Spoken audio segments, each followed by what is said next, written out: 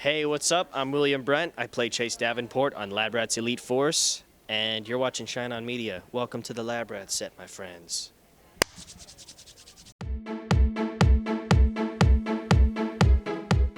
So we are on set of Lab Rats Elite Force. Catch people up. What is this new show about?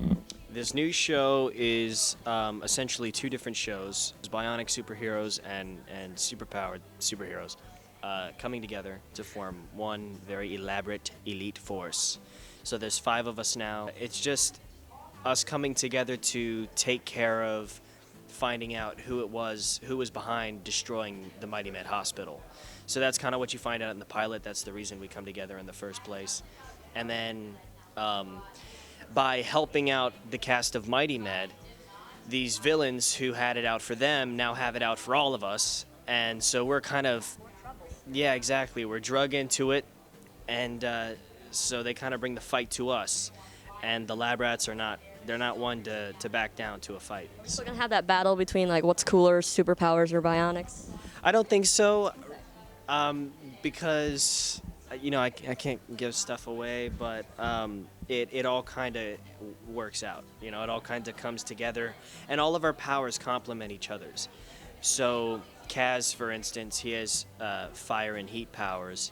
Oliver has water and ice powers. So whatever one person can't do, the other one can. Like they just all morph together to make one super. Like Fantastic Five or something like that. Yeah. What can we expect with Chase this season? Chase this season, you see a lot of changes in his, not in his personality, but in his perspective on life. He kind of has to let go of, now that there are more, now that he's, there are new members to the team, he kind of has to let go of his mission leader status and become a member of the team as opposed to the leader of the team who tells everyone what to do. So you see a lot of the 5 main characters figuring things out for themselves and also together, instead of Chase laying it out for them the way he did for Bree and Adam and Leo in Lab Rats Bionic Island and Lab Rats before that. So it's a new chapter, absolutely, totally different. New sets, stuff that like the audience may not be familiar with, but I think they'll warm up to very quickly. And for me, the biggest thing was chemistry. And I knew immediately when we shot the crossover episode between Mighty Med and Lab Rats that the chemistry between all 5 of us was pretty instant, and natural. So that's been the easiest part for me. You guys do seem like you have so much fun together, even with all the pictures you post offset. We do. We recently went to Disney World, and it was like going to Disney World with 4 of your best friends. It's cool. It's really cool. So. Awesome. Let's talk about the new sets. Do you have a favorite new set that we have around here? Well, I like how our show, you see a lot of different sets weekly. So, we're always visiting new places, going to different planets, going to outer space, stuff like that.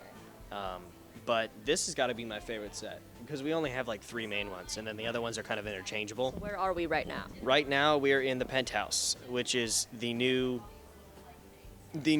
kind of Mission Creek home. We're not in Mission Creek anymore. We're in Centium City, but everything that would have taken place in our mansion in Mission Creek now takes place in the penthouse terrace, and it has this awesome backdrop. So swanky.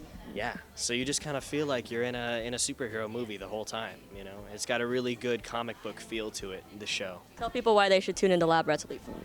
Why not? Why wouldn't you?